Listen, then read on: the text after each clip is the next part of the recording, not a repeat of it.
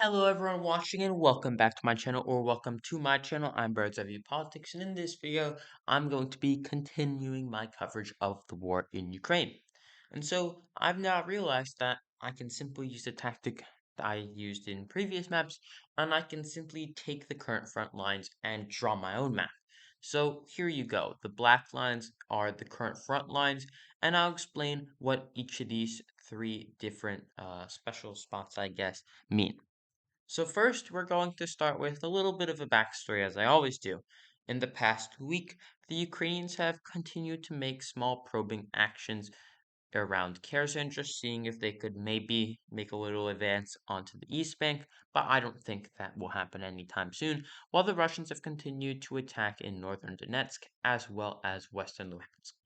So there's your background of what's happened in the past week. But where will we go from here?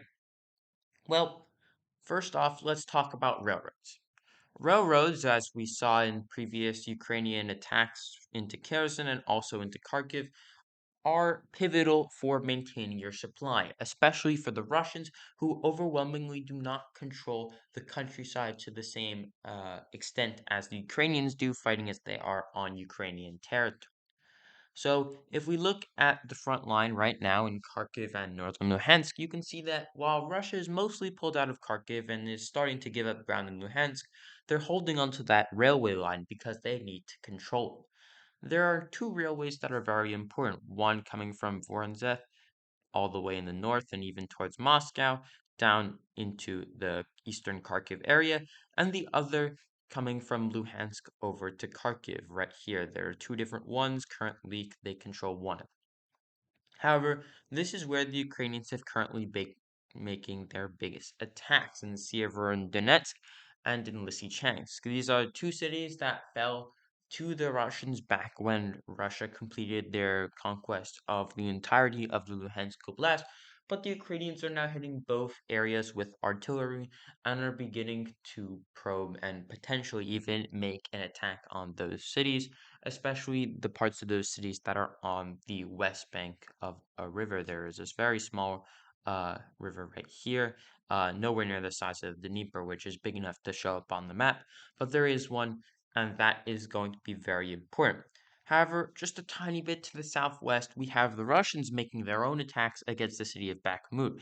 And in the past week or so, the Russians have taken many of the small settlements in the area. So you could even say the front line kind of looks like this now, with an extra large bulge here, which would be the equivalent of no man's land, or where you don't really know where the fighting is happening.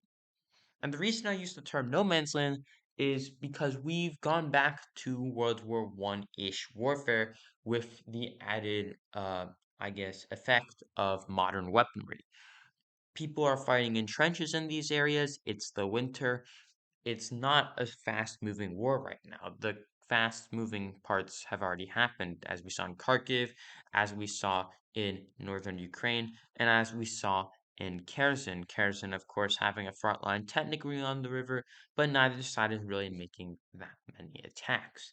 Now, this trench warfare means that the front will likely be static, if not for the next few weeks, potentially even the next few months.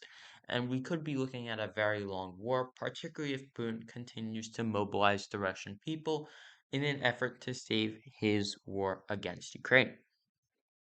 However, another part that needs to be looked at is currently in the very southwestmost area of Ukraine, in the area right here in this green box. Now, this is where Ukraine has begun making very small, isolated, almost raids against areas of Russian control. So, like raids like this.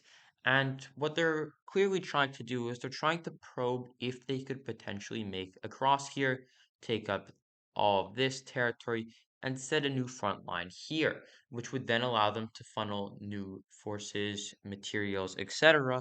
into this area. And that could eventually lead to an attack and breakout into the rest of Kherson and maybe into the Crimea. And we have seen the Russians fortifying, oops, we have seen the Russians fortifying this area of the Crimea recently. So that will be something to look out for.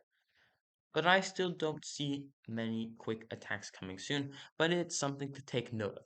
Another thing to take note of is, as I've been saying for a while, Transnistria is once again acting up, with people in the Moldovan capital of Chisinau protesting against the current president of the country, who is very pro-European, pro-EU, pro-NATO, and of course, Moldova is not entirely behind that. Moldova is very split right now, probably 50-50 if you take into account Transnistria. If you don't, maybe 60-40 in favor of closer European integration. We also have news of a meeting happening later this month with between Russia and Belarus, primarily between Alexander Lukashenko, the current president of Belarus, and the Russian president, of course, Vladimir Putin. And this could potentially be the beginning of Belarus entering the war. And I've already made videos on Transnistria entering the war, Belarus entering the war, so you can check those out. I'll put them in video cards, or maybe I'll put them in the description. You'll find it either way. But this could be the beginning of Belarus making continued moves to escalate their involvement in the conflict. Once again, if you remember, we did see a front line somewhat like this in the early days of the war. Of course, maybe not like that, maybe like this, with Kiev still being Ukrainian, although almost encircled, and much of northern Ukraine, except for the cities, being conquered by the Russians. So that will be something to look out for. But as of now, this is how the situation stands. There are currently three major sites that we need to watch in the coming weeks. We have the western and southern Luhansk, we have northern Donetsk, and we have the southwestern areas of Kherson. So, what do you think will happen next? Thank you for watching. Don't forget to like, share, and subscribe, and make sure to comment down below what you think that'll be, or if you want me to make a video on a different topic. I'm also going to be making a video on the state of democracy and the state of the world as a whole as we look towards the end of 2022. And that will probably be my largest video, both in terms of time as well as in terms of research yet. So thank you for watching, stay tuned, and I'll see you next time.